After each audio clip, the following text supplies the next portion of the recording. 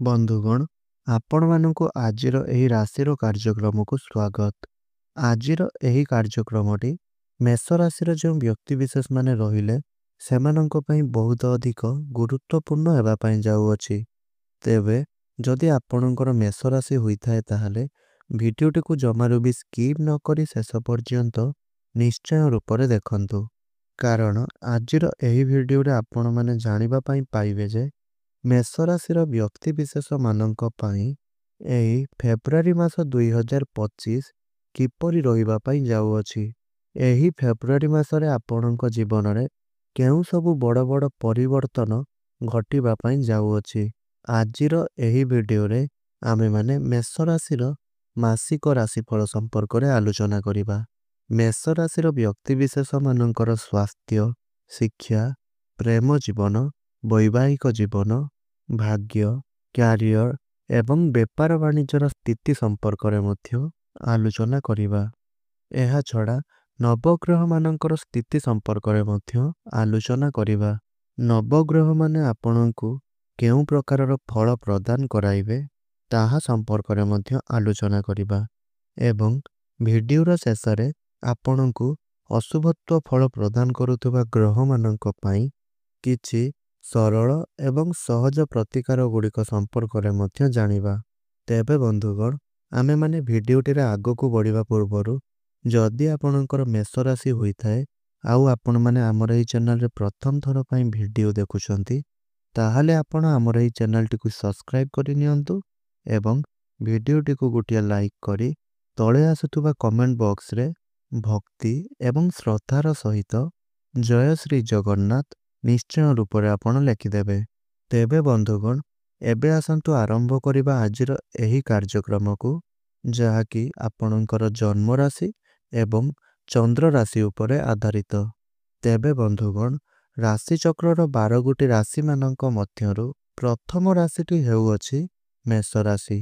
ଆଉ ମେଷ ରାଶିର ରାଶି ଅଧିପତି ହେଉଛନ୍ତି ମଙ୍ଗଳ, ଯିଏକି ଫେବୃଆରୀ ମାସର ଆରମ୍ଭରୁ ଆପଣଙ୍କର ତୃତୀୟ ଘରେ ବିରାଜମାନ ରହିବେ। ଆପଣଙ୍କର ଦ୍ୱିତୀୟ ଭାବରେ ବିରାଜମାନ ରହିବେ ଗୁରୁ ବୃହସ୍ପତି ଏବଂ ଷଷ୍ଠ ଭାବରେ ଆପଣଙ୍କର ବିରାଜମାନ ରହିବେ କେତୁ। ଆପଣଙ୍କର ଦଶମ ଭାବରେ ବିରାଜମାନ ରହିବେ ସୂର୍ଯ୍ୟ ଏବଂ ବୁଧ। ଏକାଦଶ ଭାବରେ ଆପଣଙ୍କର ବିରାଜମାନ ରହିବେ ରାହୁ ଏବଂ ଆପଣଙ୍କର ଦ୍ୱାଦଶ ଭାବରେ ବିରାଜମାନ ରହିବେ ଶୁକ୍ର ଏବଂ ଶନି। ତେବେ ଫ୍ରେଣ୍ଡସ୍, ସର୍ବପ୍ରଥମେ ଆସନ୍ତୁ ଜାଣିନେବା ଯେ ଆପଣଙ୍କର ସ୍ୱାସ୍ଥ୍ୟ କିପରି ରହିବ ଏହି ଫେବୃଆରୀ ମାସ 2025ରେ।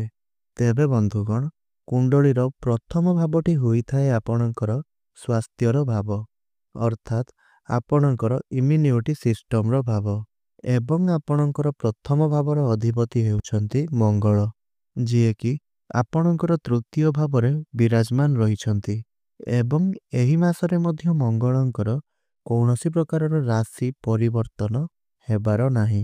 ଏହି ଫେବୃଆରୀ ମାସଟିରେ କେବଳ ଦୁଇଟି ଗ୍ରହଙ୍କର ଗୋଚର ହେବ, ଯିଏକି ବୁଧ ଗ୍ରହ ଏବଂ ସୂର୍ଯ୍ୟ ଗ୍ରହ। ତ ବୁଧ ଆପଣଙ୍କର 11 ଫେବୃଆରୀକୁ ଦଶମ ଭାବରୁ ଏକାଦଶ ଭାବକୁ ଚଳନ କରିବେ ଏବଂ 13 ଫେବୃଆରୀରୁ ସୂର୍ଯ୍ୟ ଆପଣଙ୍କର ଦଶମ ଭାବରୁ ଏକାଦଶ ଭାବକୁ ଚଳନ କରିବେ। ତ ବନ୍ଧୁଗଣ, ମଙ୍ଗଳ ଯେଉଁ ଆପଣଙ୍କର ତୃତୀୟ ଭାବରେ ବିରାଜମାନ ରହିଛନ୍ତି, ତ ତୃତୀୟ ଭାବଟି ଆପଣଙ୍କର ହୋଇଥାଏ ସାହସ ଏବଂ ପରାକ୍ରମର ଭାବ, ଆପଣଙ୍କର ଏନର୍ଜିର ଭାବ, ଆପଣଙ୍କର ପାଖ ପଡ଼ୋଶୀଙ୍କର ଭାବ ଏବଂ ଛୋଟ ଛୋଟ ଭ୍ରମଣର ଭାବ। ତ ବନ୍ଧୁଗଣ, ଏହି ମାସରେ ଆପଣଙ୍କର ସ୍ୱାସ୍ଥ୍ୟ ତ ବହୁତ ଭଲ ରହିବ, ମାତ୍ର ଆପଣ ବହୁତ ଅଧିକ ଚିନ୍ତା କରିବା ଫଳରେ ଏବଂ ବହୁତ ଅଧିକ ଯାତ୍ରା କରିବା ଫଳରେ କିମ୍ବା ଅଧିକ ଅନଲାଇନ୍ କିମ୍ବା ଆପଣ ଅଧିକ ମୋବାଇଲ ବ୍ୟବହାର କରିବା କାରଣରୁ ଆପଣଙ୍କର ମୁଣ୍ଡ ବିନ୍ଧା ଭଳି ସମସ୍ୟା ଦେଖା ଦେଇପାରେ। ଆପଣଙ୍କ ମଧ୍ୟରେ ଆଳସ୍ୟର ଭାବ ଦେଖା ଦେଇପାରେ। ତ ଯେହେତୁ ଆପଣଙ୍କର ମଙ୍ଗଳ ତୃତୀୟ ଭାବରେ ବିରାଜମାନ ରହିଛନ୍ତି, ତେଣୁ ଆପଣ ଅଧିକ ଯାତ୍ରା କରିବା ଫଳରେ ଆପଣଙ୍କର ମୁଣ୍ଡ ବିନ୍ଧା ଭଳି ସମସ୍ୟା ଦେଖା ଦେଇପାରେ। ତେବେ ଫ୍ରେଣ୍ଡସ୍, ତୃତୀୟ ଭାବଟିକୁ କୁଣ୍ଡଳୀରେ ଭଲ ବୋଲି ମାନାଯାଇ ନଥାଏ। ଆଉ ଯେହେତୁ ଆପଣଙ୍କର ରାଶି ଅଧିପତି ତୃତୀୟ ଭାବରେ ବିରାଜମାନ ରହିବେ, ତେଣୁ ଏହି ସମୟର ଅବଧି ମଧ୍ୟରେ ଆପଣଙ୍କର ଇମ୍ୟୁନିଟି ସିଷ୍ଟମ୍ ଟିକିଏ ଡାଉନ୍ ରହିବ। ଏହା ବ୍ୟତୀତ ଆପଣଙ୍କର ସ୍ୱାସ୍ଥ୍ୟରେ କୌଣସି ଅନ୍ୟ ବଡ଼ ସମସ୍ୟା ଦେଖାଯାଉନାହିଁ। ଏବେ ଆସନ୍ତୁ ଜାଣିବା ଯେ ଆପଣଙ୍କର ଶିକ୍ଷା କ୍ଷେତ୍ର କିପରି ରହିବ ଏହି ଫେବୃଆରୀ ମାସ 2025ରେ। ବିଦ୍ୟାର୍ଥୀମାନଙ୍କ ପାଇଁ କିପରି ରହିବ ଏହି ଫେବୃଆରୀ ମାସଟି?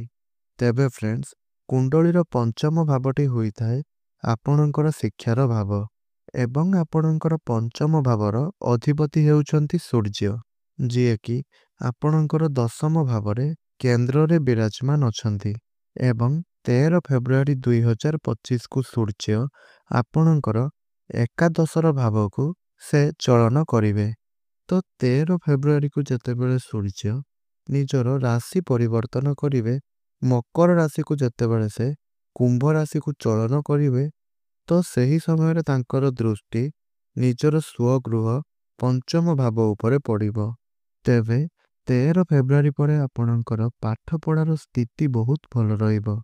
ତେବେ 13 ଫେବୃଆରୀ 2025 ପରେ ଯଦି ଆପଣଙ୍କର କୌଣସି ପ୍ରକାରର ବି ଏକ୍ଜାମ୍ ରହିଅଛି କିମ୍ବା ଆପଣ ଆପଣଙ୍କର ପାଠପଢ଼ା ସମ୍ବନ୍ଧିତ କୌଣସି ବି ଡିସିସନ୍ ଆପଣ ନେବା ପାଇଁ ଚାହୁଁଛନ୍ତି, କିଛି ଫର୍ମ ଫିଲ୍ଅପ୍ ଆପଣ କରିବା ପାଇଁ ଚାହୁଁଛନ୍ତି, କୌଣସି ସ୍ଥାନରେ ଆପଣ ନୂଆ ଆଡ଼ମିସନ୍ ହେବା ପାଇଁ ଚାହୁଁଛନ୍ତି, କିଛି ବି ଆପଣ କରିବା ପାଇଁ ଚାହୁଁଛନ୍ତି, ତେବେ 13 ଫେବୃଆରୀ ପରେ ନିଶ୍ଚୟ ରୂପରେ ଆପଣଙ୍କ ପାଇଁ ସମୟ ଅନୁକୂଳ ରହିବ।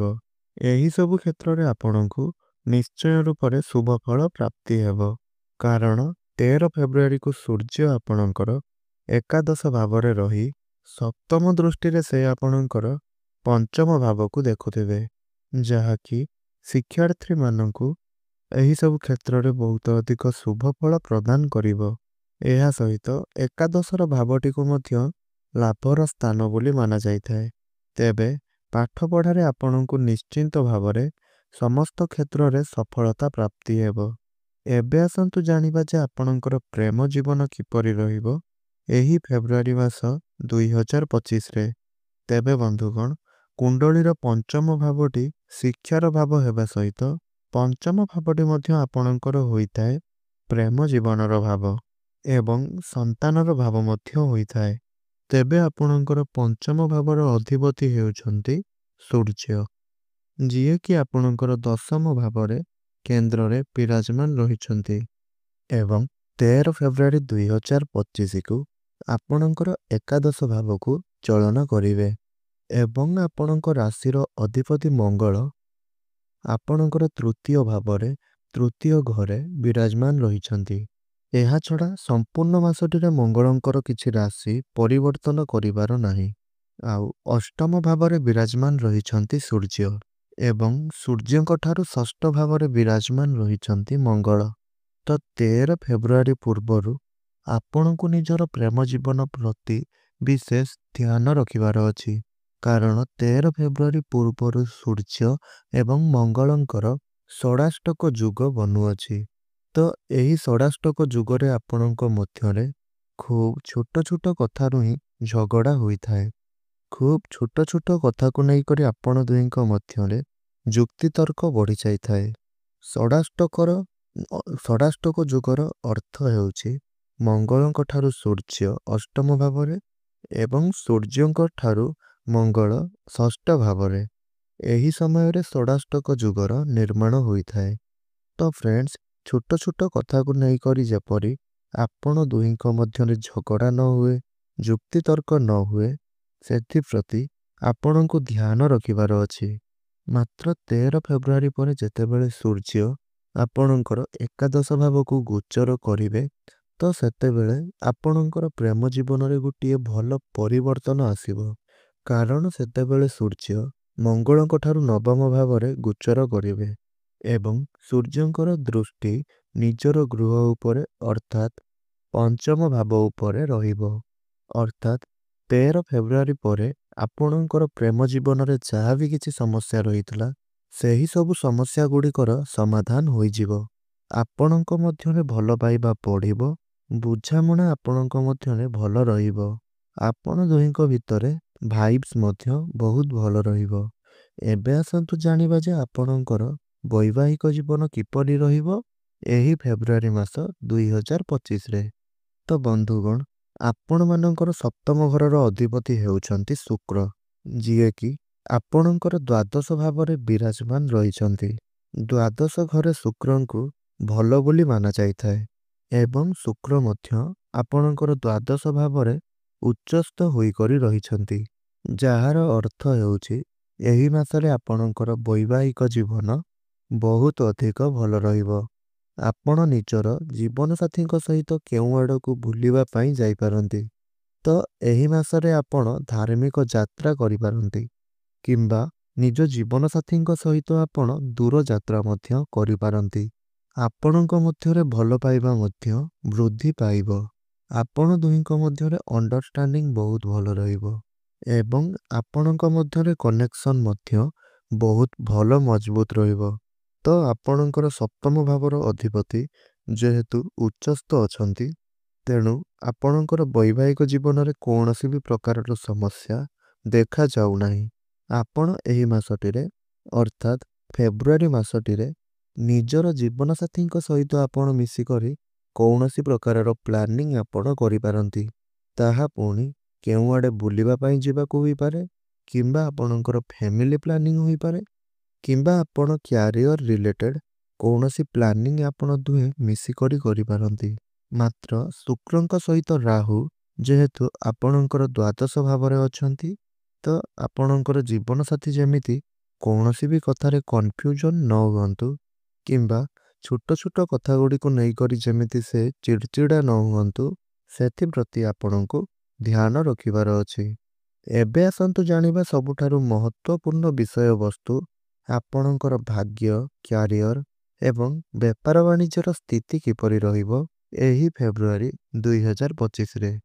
ତେବେ ବନ୍ଧୁଗଣ, କୁଣ୍ଡଳୀର ନବମ ଭାବଟି ହୋଇଥାଏ ଆପଣଙ୍କର ଭାଗ୍ୟର ଭାବ, ଦଶମ ଭାବଟି ହୋଇଥାଏ ଆପଣଙ୍କର କ୍ୟାରିୟର ଏବଂ କାର୍ଯ୍ୟକ୍ଷେତ୍ରର ଭାବ ଏବଂ ସପ୍ତମ ଭାବଟି ହୋଇଥାଏ ଆପଣଙ୍କର ବେପାର ବାଣିଜ୍ୟର ଭାବ। ତ ଆପଣଙ୍କର ଭାଗ୍ୟ ଭାବର ଅଧିପତି ଅର୍ଥାତ୍ ନବମ ଭାବର ଅଧିପତି ହେଉଛନ୍ତି ଦେବଗୁରୁ ବୃହସ୍ପତି, ଯିଏକି ଆପଣଙ୍କର ଦ୍ୱିତୀୟ ଭାବରେ ବିରାଜମାନ ରହିଛନ୍ତି ଏବଂ ଦ୍ୱିତୀୟ ଭାବରେ ବିରାଜମାନ ରହି ଗୁରୁଙ୍କର ଦୃଷ୍ଟି ଆପଣଙ୍କର ନବମ ଭାବ ଉପରକୁ ରହୁଛି ଏବଂ ଦ୍ୱିତୀୟ ସ୍ଥାନଟିକୁ ଧନର ସ୍ଥାନ ବୋଲି ମଧ୍ୟ ମାନାଯାଇଥାଏ। ତେବେ ବନ୍ଧୁଗଣ, ଯଦି ଆପଣ ଏହି ମାସରେ କୌଣସି ଶୁଭ ଏବଂ ମାଙ୍ଗଳିକ କାର୍ଯ୍ୟର ଆୟୋଜନ କରିବା ପାଇଁ ଚାହୁଁଛନ୍ତି, କୌଣସି ବଡ଼ କାର୍ଯ୍ୟର ଆୟୋଜନ କରିବା ପାଇଁ ଚାହୁଁଛନ୍ତି, କୌଣସି ପ୍ରକାରର ଇନଭେଷ୍ଟମେଣ୍ଟ ଆପଣ କରିବା ପାଇଁ ଚାହୁଁଛନ୍ତି, କିଛି ବି ବଡ଼ ଡିସିସନ୍ ନେବା ପାଇଁ ଚାହୁଁଛନ୍ତି, ତେବେ ଏହି ମାସଟି ଆପଣଙ୍କ ପାଇଁ ଅନୁକୂଳ ରହିବ। ମାତ୍ର ଗୁରୁଙ୍କର ଦୃଷ୍ଟି ଆପଣଙ୍କର ଷଷ୍ଠ ଏବଂ ଅଷ୍ଟମ ଭାବ ଉପରକୁ ମଧ୍ୟ ରହୁଅଛି। ତେଣୁ ଆପଣଙ୍କର ଗ୍ୟାଷ୍ଟ୍ରିକ୍, ଡାଇଜେସନରେ ପ୍ରୋବ୍ଲେମ୍ ଏବଂ ଆପଣଙ୍କର ଷ୍ଟୋମାକ୍ ରିଲେଟେଡ୍ କିଛି ବି ପ୍ରୋବ୍ଲେମ୍ ଦେଖା ଦେଇପାରେ। ତେଣୁ ଆପଣଙ୍କୁ ଏହିସବୁ କଥା ଗୁଡ଼ିକ ପ୍ରତି ଧ୍ୟାନ ରଖିବାର ଅଛି ଏବଂ ଯଦି ଆପଣଙ୍କ ବିରୁଦ୍ଧରେ କେହି ଷଡ଼ଯନ୍ତ୍ର କରିବା ପାଇଁ ଚେଷ୍ଟା କରୁଛନ୍ତି, ତାହେଲେ ଆପଣ ତାଙ୍କଠାରୁ ଦୂରେଇ ରହିବା ପାଇଁ ଚେଷ୍ଟା କରନ୍ତୁ। ଅର୍ଥାତ୍ ଆପଣ ନିଜର ଶତ୍ରୁମାନଙ୍କଠାରୁ ଦୂରେଇ ରହିବା ପାଇଁ ଚେଷ୍ଟା କରନ୍ତୁ। ଏବେ ଆସନ୍ତୁ ଜାଣିବା ଯେ ଆପଣଙ୍କର କ୍ୟାରିୟର, ଆପଣଙ୍କର କାର୍ଯ୍ୟକ୍ଷେତ୍ର କିପରି ରହିବ ଏହି ଫେବୃଆରୀ ମାସ 2025ରେ। ତ ଆପଣଙ୍କର ଦଶମ ଭାବର ଅଧିପତି ହେଉଛନ୍ତି ଶନି ଏବଂ ଶନି ଆପଣଙ୍କର ଏକାଦଶ ଭାବରେ ବିରାଜମାନ ଅଛନ୍ତି। ଶନି ତ ଆପଣଙ୍କର ଭଲ ସ୍ଥାନରେ ବିରାଜମାନ ଅଛନ୍ତି, ମାତ୍ର ଆପଣଙ୍କର ଦ୍ୱିତୀୟ ସ୍ଥାନରେ ସୂର୍ଯ୍ୟ ବୁଧଙ୍କ ସହିତ ବିରାଜମାନ ଅଛନ୍ତି। ତ ସୂର୍ଯ୍ୟ ଏଠାରେ ଆପଣ ଦୁହିଁଙ୍କ ମଧ୍ୟରେ ନୂତନ ଊର୍ଜାର ସୃଷ୍ଟି କରିବେ। ଆପଣଙ୍କ ମଧ୍ୟରେ ସକାରାତ୍ମକ ଊର୍ଜାର ସଞ୍ଚାର ହେବ। ବନ୍ଧୁଗଣ, ସୂର୍ଯ୍ୟ ହେଉଛନ୍ତି ନବଗ୍ରହମାନଙ୍କର ରାଜା ଏବଂ ଯେତେବେଳେ ସୂର୍ଯ୍ୟ ଆପଣଙ୍କର ଦଶମ ଭାବରେ ବିରାଜମାନ ରହିଛନ୍ତି, ତେଣୁ ସେହି ସମୟରେ ଆପଣ ମଧ୍ୟ ନିଜକୁ ଜଣେ ରାଜା ପରି ଅନୁଭବ କରିବେ, ଯାହାଫଳରେ ଆପଣ ଧ୍ୟାନ ଦେବେ ଯେ ଯେପରି ଆପଣଙ୍କ ମନରେ ଅହଙ୍କାରର ଭାବ ନ ଆସେ ଏବଂ ଯୁକ୍ତିତର୍କଠାରୁ ଆପଣ ଯେତେ ଦୂର ପାରିବେ ଦୂରାଇ ରୁହନ୍ତୁ। ତ ଏହା ବ୍ୟତୀତ ଆପଣ ନିଜ କାମଗୁଡ଼ିକୁ ନିଜ ତରିକାରେ କରିବେ ଏବଂ ନିଜ ତରିକାରେ କରିବା ପାଇଁ ମଧ୍ୟ ପସନ୍ଦ କରିବେ ଏବଂ ବହୁତ ଭଲ ଶୈଳୀରେ ମଧ୍ୟ ଆପଣ ନିଜର କାମଗୁଡ଼ିକୁ କରିବେ। ସୂର୍ଯ୍ୟ ଦଶମ ଭାବରେ ଆପଣଙ୍କ ମଧ୍ୟରେ ବହୁତ ଅଧିକ ଏନର୍ଜି ଦେଇଥାନ୍ତି, ଯାହାକି ସେ ଆପଣଙ୍କୁ ପଜିଟିଭ୍ ଏନର୍ଜି ଦେଇଥାନ୍ତି। ଏହା ସହିତ ବୁଧ ଯେହେତୁ ଆପଣଙ୍କର ଦଶମ ଭାବରେ ରହିଛନ୍ତି, ତେଣୁ ଆପଣଙ୍କ ମଧ୍ୟରେ ବୁଦ୍ଧିମତ୍ତା ମଧ୍ୟ ବଢ଼ିବ ଏବଂ ଆପଣ ଯେଉଁଭଳି ଭାବରେ କାମଗୁଡ଼ିକୁ କରିବେ, ସେଥିପାଇଁ ମଧ୍ୟ ଆପଣଙ୍କୁ ପ୍ରଶଂସା ମିଳିବ। ଏହା ସହିତ ଯେତେବେଳେ ସୂର୍ଯ୍ୟ ଦଶମ ଭାବରେ ବିରାଜମାନ ରହିଥାନ୍ତି, ତ ସେହିଭଳି ସମୟରେ ଆପଣଙ୍କୁ ଚାକିରି ମିଳିବାର ମଧ୍ୟ ଅଧିକ ସମ୍ଭାବନା ରହିଥାଏ। ସେଥିପାଇଁ ମେଷ ରାଶିର ବ୍ୟକ୍ତିବିଶେଷମାନେ ଯେଉଁମାନେ ଚାକିରି ଖୋଜୁଛନ୍ତି, ତ ଆପଣଙ୍କର ଚାକିରି ମିଳିବାର ଯୋଗ ଏହି ଫେବୃଆରୀ ମାସରେ ସୃଷ୍ଟି ହେଉଅଛି। ସେଥିପାଇଁ ଆପଣ ନିଜର ଚେଷ୍ଟାକୁ ଜାରି ରଖନ୍ତୁ। ମାତ୍ର ଯେହେତୁ ଆପଣଙ୍କର ଦଶମ ଭାବର ଅଧିପତି ଶନି ଅଷ୍ଟମ ଭାବର ଅଧିପତି ଶନି ଆପଣଙ୍କର ଏକାଦଶ ଭାବରେ ରହି ଆପଣଙ୍କର ପ୍ରଥମ ଭାବକୁ ସେ ଦେଖୁଛନ୍ତି, ତେଣୁ ଏହା ଫଳରେ ଆପଣଙ୍କର ଜିଦ୍ଦି ସ୍ୱଭାବ ଦେଖାଦେଇପାରେ। ତ ଆପଣଙ୍କୁ ଜିଦ୍ଦି ସ୍ୱଭାବ ରଖିବାର ନାହିଁ। ଏହିସବୁ କଥାଗୁଡ଼ିକ ପ୍ରତି ଆପଣ ଧ୍ୟାନ ଦିଅନ୍ତୁ। ଏହା ବ୍ୟତୀତ ଯଦି ଆପଣ ଦେଖିବେ, ତ ଫେବୃଆରୀ ମାସରେ ଆପଣଙ୍କର କ୍ୟାରିୟର ବହୁତ ଭଲ ରହିବ। ଏବେ ଆସନ୍ତୁ ଜାଣିବା ଯେ ଆପଣଙ୍କର ବେପାର ବାଣିଜ୍ୟ କିପରି ରହିବ ଏହି ଫେବୃଆରୀ ମାସ 2025ରେ। ତ ସପ୍ତମ ଭାବଟି ହୋଇଥାଏ ଆପଣଙ୍କର ବେପାର ବାଣିଜ୍ୟର ଭାବ ଏବଂ ସପ୍ତମ ଭାବର ଅଧିପତି ଯିଏ ରହିଲେ ଶୁକ୍ର, ସେ ଆପଣଙ୍କର ଦ୍ୱାଦଶ ଭାବରେ ଉଚ୍ଚସ୍ଥ ଅବସ୍ଥାରେ ଅଛନ୍ତି, ଯାହାଫଳରେ ଏହି ମାସଟି ଆପଣଙ୍କର ବେପାର ବାଣିଜ୍ୟକୁ ନେଇକରି ସର୍ବଶ୍ରେଷ୍ଠ ରହିବ। କାରଣ ବେପାର ବାଣିଜ୍ୟର କାରକ ଗ୍ରହ ବୁଧ ମଧ୍ୟ କେନ୍ଦ୍ରରେ ବିରାଜମାନ ଅଛନ୍ତି, ଯାହାଫଳରେ ଆପଣ ନିଜର ବେପାର ବାଣିଜ୍ୟ କ୍ଷେତ୍ରରେ କିଛିଟା ବଡ଼ ପରିବର୍ତ୍ତନ ମଧ୍ୟ କରିବେ। ତ ଏବେ ଆସନ୍ତୁ ଜାଣିନେବା କିଛି ସହଜ ଏବଂ ସରଳ ପ୍ରତିକାର ସମ୍ପର୍କରେ, ଯେଉଁ ପ୍ରତିକାର ଗୁଡ଼ିକ ଆପଣ କରିଦେବା ଦ୍ୱାରା ଆପଣଙ୍କର ସମସ୍ତ ଅସୁବିଧା ଗୁଡ଼ିକ ଖଣ୍ଡନ ହୋଇପାରିବ ଏବଂ ଆପଣଙ୍କୁ ଅଧିକ ଶୁଭ ଫଳ ପ୍ରାପ୍ତି ହେବ। ତେବେ ସେଥିପାଇଁ ଆପଣ ପ୍ରତ୍ୟେକ ଦିନ ହନୁମାନ ଚାଳିସାର ପାଠ କରନ୍ତୁ ଏବଂ ମଙ୍ଗଳ ଆପଣଙ୍କର ଦୁର୍ବଳ ସ୍ଥିତିରେ ଥିବା କାରଣରୁ ଆପଣ ପ୍ରତ୍ୟେକ ଦିନ ମଙ୍ଗଳଙ୍କର ବୀଜ ମନ୍ତ୍ର 108 ଥର ପାଠ କରନ୍ତୁ ଏବଂ ପ୍ରତ୍ୟେକ ଦିନ ଆପଣ ଉଦିତ ସୂର୍ଯ୍ୟଙ୍କୁ ତମ୍ବା ପାତ୍ରରେ ଜଳାର୍ଘ୍ୟ ଅର୍ପଣ କରନ୍ତୁ। ନିଶ୍ଚିନ୍ତ ଭାବରେ ଆପଣଙ୍କୁ ଅଧିକ ଶୁଭ ଫଳ ପ୍ରାପ୍ତି ହେବ। ଆପଣଙ୍କର ଭାଗ୍ୟରେ ମଧ୍ୟ ଉନ୍ନତି ଆସିବ। ତେବେ ବନ୍ଧୁଗଣ, ଆପଣଙ୍କର ଜୀବନ ମଙ୍ଗଳମୟ ହେଉ, ଏହା ହିଁ ମୋର ପ୍ରଭୁ ଶ୍ରୀ ଜଗନ୍ନାଥଙ୍କ ନିକଟରେ ପ୍ରାର୍ଥନା। ରହୁଛି। ଧନ୍ୟବାଦ। ଜୟ ଜଗନ୍ନାଥ।